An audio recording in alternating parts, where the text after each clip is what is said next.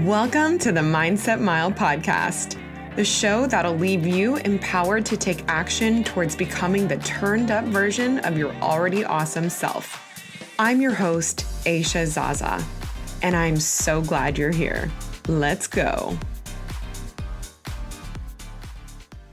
Hey friend, welcome back to another episode of the Mindset Mile podcast, and happy Monday. Today, I want to talk about something I can almost guarantee you either do or have done, all with the best intentions, but that's hurting you more than you probably ever thought to consider. So the other week, I was talking to a friend at the gym, and when I asked him how he was doing, he went on to say that there were some kind of bigger stressors in his life at the moment and some big decisions and changes that he was needing to make that were making him feel kind of weighed down. And like most people, including myself, he was doing what he knew how to do in terms of keeping his life and, everything into perspective by comparing his hard with other people in the world's hard by following this statement with, but at least it's not cancer. Mind you, we were having this conversation as we were warming up, so it was brief, but it did lead us into the topic of comparative suffering, which at least he identified that he was doing. He actually knew, he said that, I know I shouldn't be minimizing, but, at least I have my health is kind of what he had said. And that's more aware than most people, but I had a lot of empathy for him because comparative suffering was and still sometimes is a toxic trait of my own. Specifically, very recently in the last 2 to 3 years, as I was pregnant with both my kids and suffering from what I now know as pregnancy insomnia and antepartum depression. And after the birth of my second baby, Oliver, that leading into some postpartum depression. I had a really hard time during pregnancy feeling positive and good. And I did everything in my power to override that feeling. And it was incredibly frustrating, especially as someone who has spent nearly 10 years in the personal development. And I obviously share my mindset and lifestyle tips and experiences to help you and others in their own lives. So I thought I was always doing myself a favor by telling myself things like, it could be worse, at least I'm healthy, nothing is wrong, or I don't have to be on bed rest, right? I would make up all these other scenarios that weren't happening. But even though all of those things were all true, trying to be happy and grateful for things that didn't exist in my reality only added this layer of pressure and shame to my already bad feelings. It made me feel isolated, ungrateful, and it made it difficult for me to find joy in certain circumstances. It's interesting too, because it wasn't until I sought out some therapy during my first pregnancy with Shiloh that I even realized this was a thing and that I was doing this. And most of us do it our whole lives, right? You could be bummed out that you didn't get the promotion at work, but hey, at least you still have a job. Or just like my friend who has these stressors that are temporarily in his life that are making things feel really heavy and weighted down. But hey, at least he has clean running water and food in his fridge. In reality, comparative suffering is harmful to us and to the people that we are comparing ourselves to, because it really is a false assumption to either how much better or worse people have it. And it leads to feelings of inadequacy or resentment when we are suffering more than others, or it also could lead us to feel guilty when we are suffering less than others. And I think what makes this particularly difficult for people who are more self-aware than the majority of the population is that you feel this pressure to walk a fine line of wanting to be grateful for what you do have while you're also going through pain or some difficult times. You may think a qualifier to being a good human is always looking at the bright side, but the truth is you can be grateful and mindful of your blessings while not diminishing your feelings. And one of the very first steps to becoming aware of comparative suffering and overcoming it is by eliminating disclaimers from the way that you talk about how you're feeling.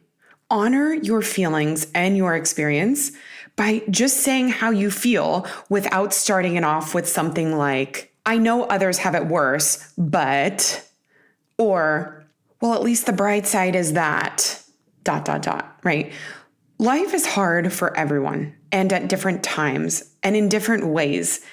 And the fact is, you only know how to compare your stress and your pain to the stress and pain you've dealt with in your own life.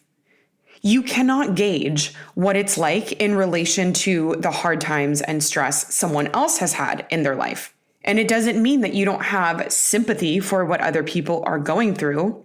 Okay, this is not about being heartless and not realizing that other people's burdens are tremendously heavy, but you can only really gauge how something feels to you in relation to your own experiences.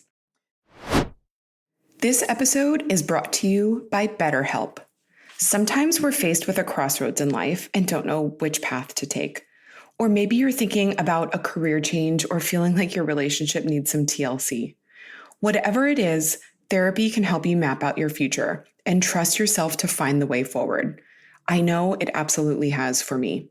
If you've had the idea of therapy in the back of your mind, try BetterHelp. It's entirely online. It's designed to be convenient, flexible, and suited to your schedule. Plus, BetterHelp is extending 10% off your first month just for Mindset Mile listeners. Visit betterhelp.com, that's BetterHelp.com/Mindset Mile today to get 10% off your first month. You know I'm all about small habits that make a big difference, which is why I never skip a day of taking my Ritual Essential for Women 18 and Up multivitamin. I was looking into some info on the efficacy of this particular vitamin, and after a university-led study, it showed it increased vitamin D levels by 43% and omega-3 DHA levels by 41% in women in just 12 weeks. That's huge. I personally love that Ritual's Essential for Women 18 and Up is one of the few women's multivitamins that's USP verified, meaning what's on the label is exactly what's in the formula. So if you've been sleeping on getting a multivitamin, this is your sign to finally get one or to switch to Ritual's trusted vitamins. As a Mindset Mile listener, you can receive 30% off your first month's order. Visit ritual.com/Mindset Mile to start Ritual or add Essential for Women 18 and Up to your subscription today.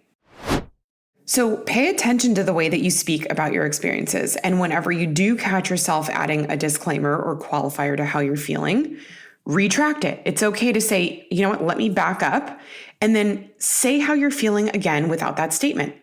It's okay to just say, I'm feeling really down about how things are going at home or at work or whatever the situation is. Honestly, once you start doing this without guilting yourself with, but at least XYZ disclaimer, you'll feel so much more at peace with how it is to just feel your feelings. You don't need to feel bad about them. You don't. So much of what we get worked up over is resisting the feelings we're having because they're uncomfortable. But pain is just a natural part of living the human experience. Pain does not make you selfish. It doesn't make you unaware. It doesn't make you non-sympathetic. It doesn't make you non-empathetic. You are allowed to just be without feeling shame or guilt around it. Another way to overcome comparative suffering is to feel out who you choose to confide in at that time. A part of how we contribute to our own shame around bad feelings is by feeling like we don't want to be a burden to others by opening up. Whether we say that out loud, like when we're having a conversation with someone like, hey, I don't want to be a burden, or I don't want to bring you down with this, but blah, blah, blah. So whether you say that out loud or that's just the rhetoric in your mind that you're thinking that you're burdening someone by letting them know how you feel, the truth is people want to be there for you when they can and when they have the bandwidth to be. How important, loved, and trusted do you feel when your friends or coworkers open up to you about something? So something you can ask yourself before doing a big emotional dump on someone is, hey, I've been struggling with stuff over the last few weeks and I could really use a chat. Do you have time soon so that I can call you? That way, that person can consent to you sharing. And I know it might sound a little strange to feel like you need to schedule a time to talk with someone you might consider a close friend, but you really do want to make sure that they have the emotional bandwidth and time to listen. Because if you come to them without allotting the right amount of time or energy that it's needed from the recipient to hear out whatever it is you're going through, you could also mistake that as, oh, they don't love me enough they don't care what I'm going through. They don't love me enough to listen to, what I'm going through. And that really isn't the truth. And you need to differentiate between someone maybe walking through a hard time themselves and not having the bandwidth to support something very, very hard that you're going through, and them just not having the capacity to do it in that moment. So asking permission beforehand can eliminate that.